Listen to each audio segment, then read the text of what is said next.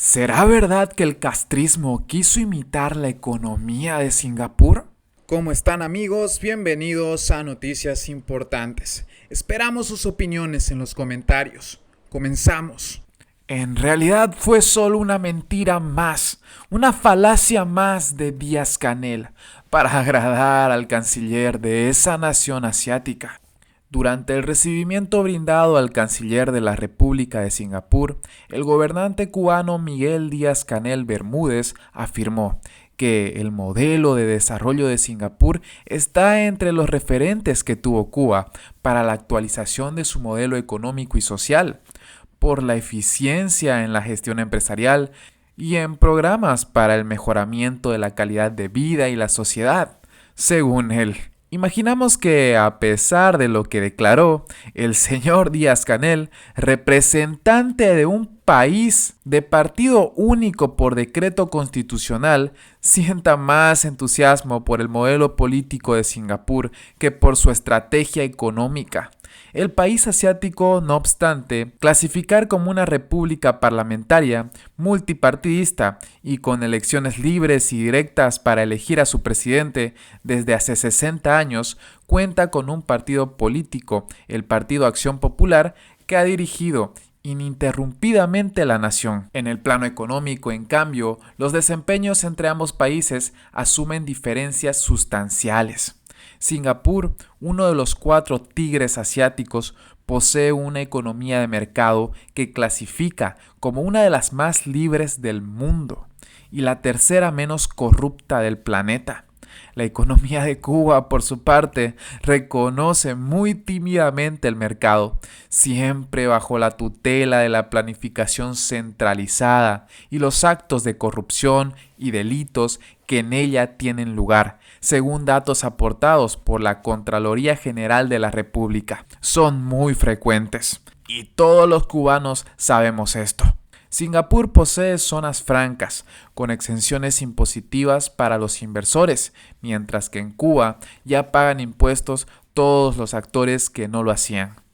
En la nación asiática, los trabajadores perciben altos salarios y se ven estimulados para acrecentar la productividad del trabajo. Todo lo contrario sucede en Cuba, donde ni los trabajadores que laboran para firmas extranjeras pueden disfrutar cabalmente de los resultados del trabajo, no pueden relacionarse directamente con sus empleadores y cobran en una moneda de escaso poder adquisitivo. Con desempeños económicos tan dispares, los resultados que se obtienen son igualmente muy disímiles. Este tigre asiático ha mantenido por largos periodos altas tasas de crecimiento de su Producto Interno Bruto, a veces un 7% anual, en un lapso no muy extenso.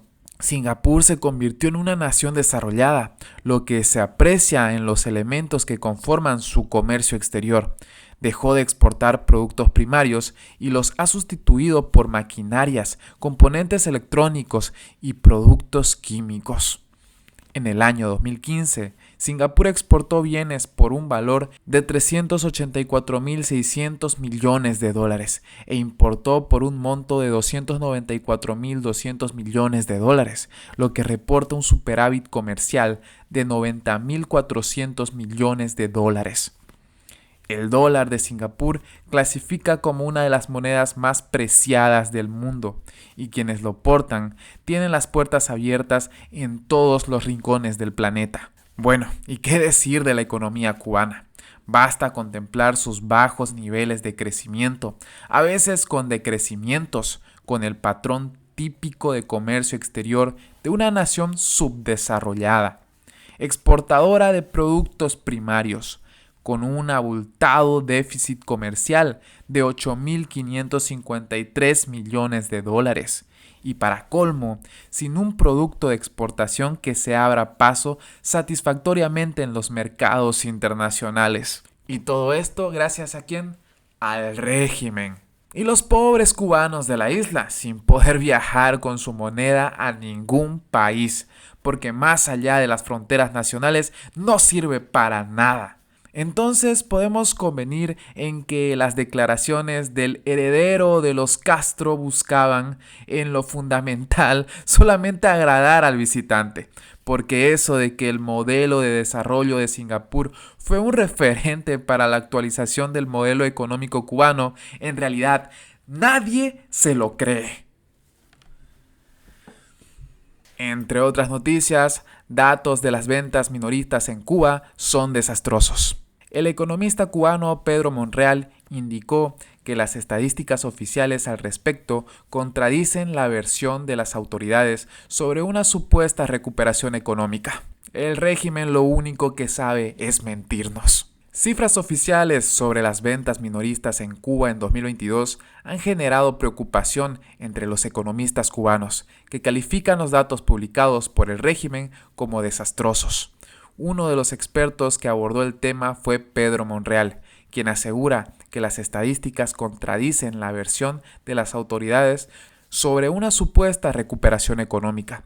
Los datos oficiales sobre las ventas minoristas en Cuba que pudieran ser demoledores respecto a cualquier visión de una alegada recuperación económica en marcha. Los datos nominales no son buenos, pero cuando se ajustan a la inflación son desastrosos, señaló Monreal, quien abrió un hilo en Twitter para analizar la situación de los precios e inflación en el país caribeño.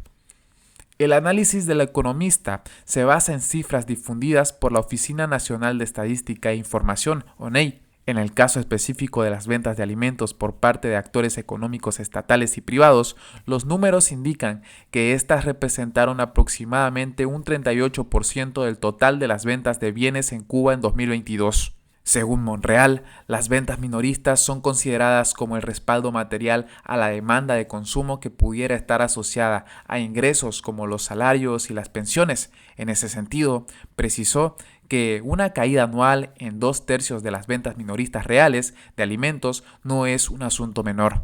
El economista sostuvo además que la enorme contracción en términos reales de las ventas de minoristas de alimentos en 2022 revela una dimensión importante del ajuste brutal del consumo y del poder adquisitivo agregado en Cuba.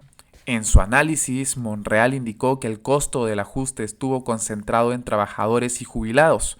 Este último grupo, uno de los más vulnerables ante los elevados precios de los productos.